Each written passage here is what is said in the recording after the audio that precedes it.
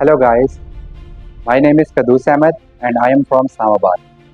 And on this channel, you guys will find all the videos related to the UK and the journey of student which he faced during his process.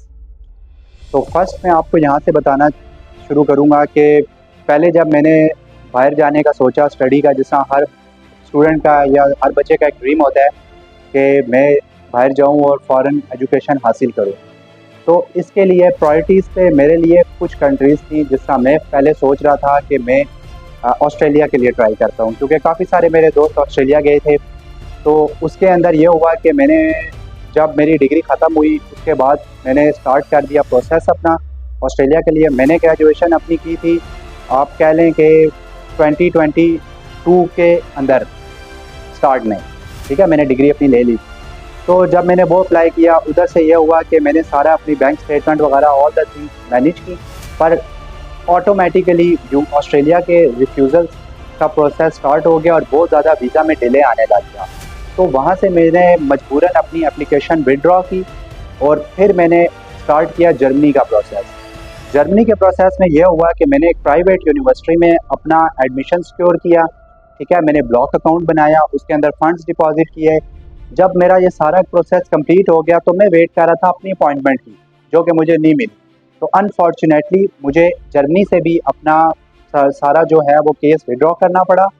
फिर मैं काफ़ी ज़्यादा depress हो गया था। फिर मुझे एक एजेंट मिला, उसने मुझे कहा कि जी हम आपका यूएसए का काम करते हैं और यूएसए का आपको वीज़ा लेके देते हैं। उनकी वो F8 में होते थे, मैं इस्लामाबाद से हूँ, तो उनका ऑफिस इधर F8 में था। तो उसने मुझे बोला कि आप हमें 50,000 रुपीज़ दीजिए जो हमारा इनिशियल डिपॉजिट है, और हम लोग आपको श्योरिटी के साथ कैश लेटर वगैरह सब कुछ लेके दे देंगे और आपका वीज़ा भी इसके अंदर बहुत ज़्यादा चांस है आ जाएगा।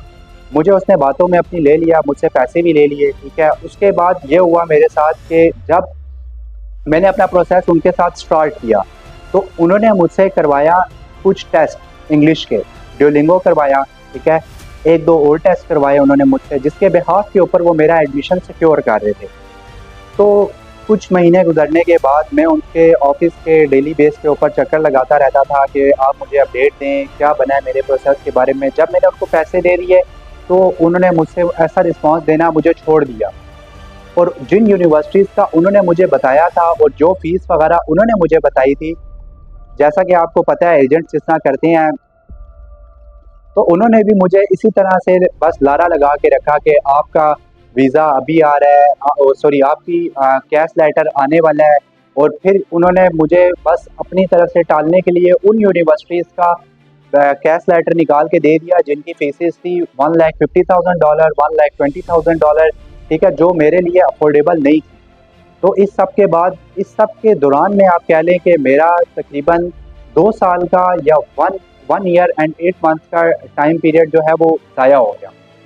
फिर मैंने चूज़ किया, फिर मुझे काफ़ी सारा, मैं समझदार हो गया था काफ़ी सारी ये चीज़ें देख के और ये प्रॉब्लम्स देख के कि मैंने किस तरह से मैनेज करना है, काफ़ी सारे एजेंट से बात करके और उनके से मिसगाइड हो गए। फिर मैंने दोबारा अपनी रिसर्च शुरू की, मैंने खुद से यूनिवर्सिटीज़ यूके की देखना शुरू की, क्योंकि मुझे पता लगा कि यूके की वीज़ा रेशो काफ़ी हाई चल रहा है इस टाइम मास्टर्स के लिए। तो बेसिकली मैंने किया हुआ है BBA ऑनर्स, ठीक है। तो मेरे लिए हर फील्ड चूज़ करना बहुत सारे मुश्किल था, मैं सिर्फ स्पेसिफिक फील्ड एक चूज़ कर सकता था। तो इन सब प्रॉब्लम्स के बाद फिर मैंने एक्सपेंस देखा, मैंने कनाडा को भी थोड़ा सा कंसीडर किया, लेकिन कुछ मेरे दोस्तों का वहाँ से रिफ्यूज़ल आ गया था, तो फिर मैंने कनाडा को भी इग्नोर कर दिया। मैंने कहा नहीं, उसके लिए मुझे जाने की ज़रूरत नहीं है। फाइनली मैंने चूज़ किया यूके को सितंबर 2024 के इंटेक के लिए।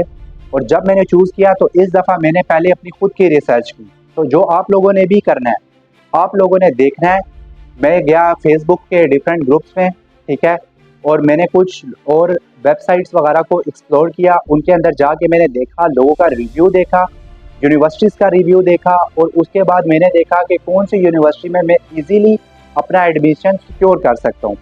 तो मैंने अपनी कंटिन्यू किया प्रोसेस यूके के लिए, और उसमें फिर मुझे एक एजेंट मिले जिनका मैं आपको बता दूंगा अगर किसी को रिक्वायरमेंट हुई, जिन्होंने मुझे बहुत ज़्यादा सपोर्ट किया इस सारे प्रोसेस के दरम्यान में। क्योंकि बाकी सारे एजेंट्स मुझे वही वाली पहले वाली बात, कोई मुझे बता रहा है कि 18,000 पाउंड आपकी फ़ीस है आफ्टर स्कॉलरशिप, कोई मुझे बता रहा है कि 20,000 पाउंड आपकी फ़ीस है, कोई मुझे बता रहा है कि आपकी फ़ीस जो है वो 16,000 है आफ्टर स्कॉलरशिप।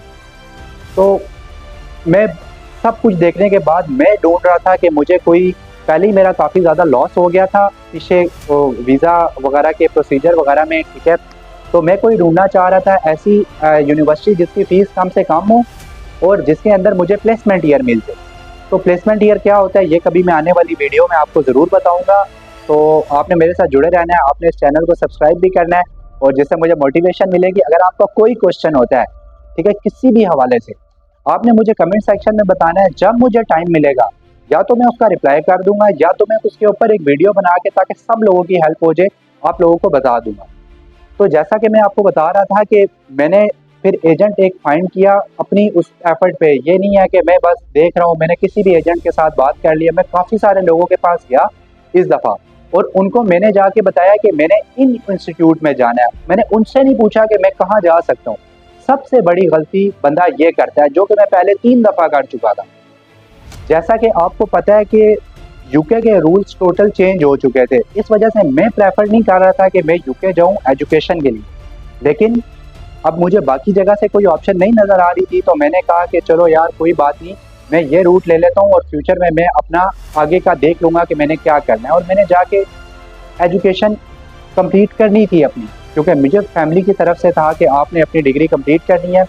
तो मैंने फिर चूज़ किया कुछ यूनिवर्सिटीज़ को यूके की, जिनकी फ़ीस नहायत कम थी। और मैंने फिर अपने एजेंट से डिस्कस किया और एजेंट वो जो मैंने अपनी यूनिवर्सिटीज़ के उस पे जाके, उसका होता है पोर्टल टाइप, वहाँ से जाके वेबसाइट पे उनकी देखा कि ये रजिस्टर्ड है कि नहीं है। और जब मैंने रजिस्टर्ड एजेंट फाइंड कर लिया, फिर मैंने सब एजेंट से कॉन्टैक्ट किया जितने भी मुझे आ रहे थे। तो उनमें से फिर एक एजेंट के साथ मेरी अंडरस्टैंडिंग होगी, उन्होंने मुझे काफ़ी अच्छे से डील किया, उन्होंने मुझे बताया सारा प्रोसीजर। बाकी लोगों से भी मैंने बात की, लेकिन उनका जो था मुझे थोड़ा सा रवैया अपने साथ ठीक नहीं लगा, जिसकी वजह से मैंने उनको छोड़ दिया। और ये मुझे आने वाले टाइम पे इसकी बहुत ज़्यादा हेल्प भी हुई। तो उन्होंने मेरा प्रोसेस स्टार्ट करने के लिए मुझे बताया कि आपको क्या क्या चीज़ों की रिक्वायरमेंट है, और रिक्वायरमेंट्स और सारी डिटेल्स ये मैं आपको एक सेपरेट वीडियो में बताऊंगा, क्योंकि वीडियो ये बहुत ज़्यादा लंबी हो जाएगी। तो और इसके अलावा ये था कि फाइनली मुझे अभी वीज़ा मिल गया है, ठीक है। और मैं इसके लिए थोड़ा खुश भी हूँ, थोड़ा उदास भी हूँ, क्योंकि मुझे फैमिली को छोड़ के जाना पड़ेगा। जैसे कि आप सब जानते हैं कि पाकिस्तान में जिस तरह मैं हूँ अभी, तो मेरी यहाँ पे फैमिली है, मेरा यहाँ पे बहुत मतलब कि सिस्टम अच्छा है, मतलब कि ईज़ी है, मतलब मुझे घर में ही सब कुछ मिल जाता है। मैं इतना ज़्यादा मतलब कोई एफर्ट भी नहीं करनी पड़ती। आपको पता है कि बाहर तो फिर जाके बंदे को काफ़ी सारी डिफ़िकल्टीज फेस करनी पड़ती है। इस चैनल के ऊपर आपको इससे रिलेटेड और मेरी ट्रैवल जर्नी से रिलेटेड और कुछ आपको डिफरेंट व्लॉग्स भी मिलेंगे। तो अगर आपको मेरे ये वीडियो आज की अच्छी लगी है तो do like, subscribe and share my video. और उसके बाद यह है कि मैं आपसे आने वाली वीडियोस में बाकी डिटेल्स भी आपके साथ शेयर करूँगा। Thank you very much.